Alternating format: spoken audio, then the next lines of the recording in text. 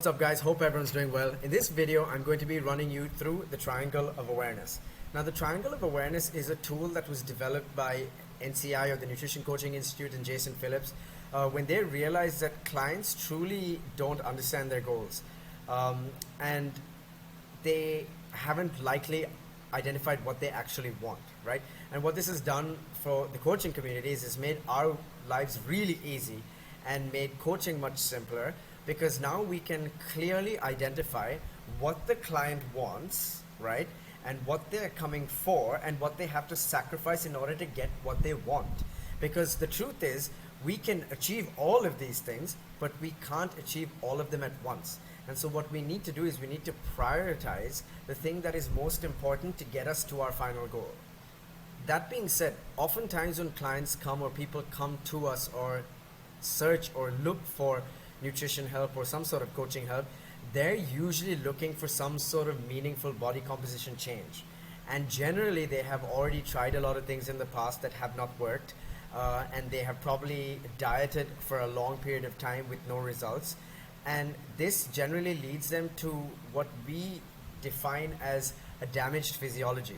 And that's usually where we start all our programs. We start by fixing the physiology, right? Now, when we go long periods of time either on very low calorie diets or very highly processed food diets, or just not eating well or not treating our body well, what happens is there is adaptations, right?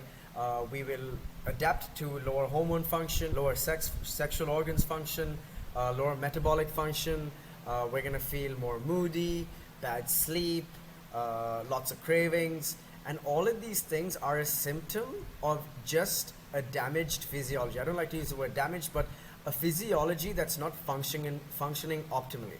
When you are in this situation, it is very difficult to create meaningful performance or aesthetic goals, whether it's a sport that you're after, whether you're trying to be a weightlifter, powerlifter, crossfitter, cricketer, whatever it is. It's very difficult to perform when you're not functioning optimally. And it's also, on the other hand, very difficult to create meaningful body composition change, whether it's losing body fat or gaining muscle, when you're not functioning optimally. And so the first place we need to start is we need to identify, is this person functioning optimally? And so what happens is we have to generally increase calories, improve sleep, improve lifestyle, improve quality of food before we can actually start actively pursuing performance or aesthetic goals, whatever it is that we're after. So every set of goals that you choose has its sacrifices. If you're choosing performance, you're probably not going to be having optimal health outcomes, right? If you're choosing performance, you're going to have to be at least at a calorie surplus or calorie maintenance, right, to perform at a high level. And aesthetic progress is going to be very difficult, right? And so because we know that aesthetics require at least calorie maintenance to calorie deficit. Most of the time you need to be at a calorie deficit, even if it's 5 or 10%, to see body composition change. So what you want to think about right now is, where on this triangle do you sit? And what I want to bring to your attention is that every set of goals that you have comes with a set of sacrifices. So for example, if you choose performance, you are as far from longevity as you are from aesthetics. So you are prioritizing performance, right? If you're at longevity, you're sacrificing performance in aesthetics. If you're choosing aesthetics, you're probably going to sacrifice performance in longevity. And what also happens is there is a crossover. These are never in absolutes, right? When you do chase performance, you're going to see some sort of aesthetic goal, but it's not going to be the priority. If you're choosing longevity, and let's say you started overweight, you're going to see some sort of aesthetic or body composition change, right? And so there is crossover regardless of what goal you choose, but that crossover has a point at which there's diminishing returns. So you no longer have those crossover benefits. And so what we want to decide is, where in our journey are we?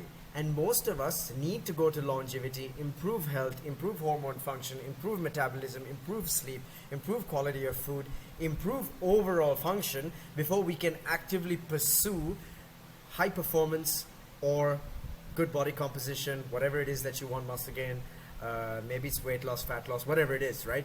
And so what I want you guys to do now is go to the description below and click on that Facebook link that is plugged down there. This will take you to our private Facebook group, CrossFit Salon Nutrition.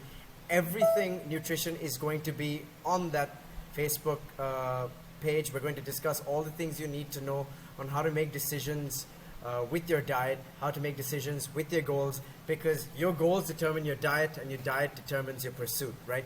And so if you're eating to function optimally and improve health, it's not going to help your performance too much. Likewise, if you're eating to perform, it's probably not optimal for health outcomes. And so you have to figure out, where are you and at which point are you going to make a switch, and how do you identify when to make a switch to start changing the goals, because your goals will change over time, right? And as long as you understand the direction you're going, you will always make the decisions based on the goal that is currently the pursuit. Hope that helps, guys.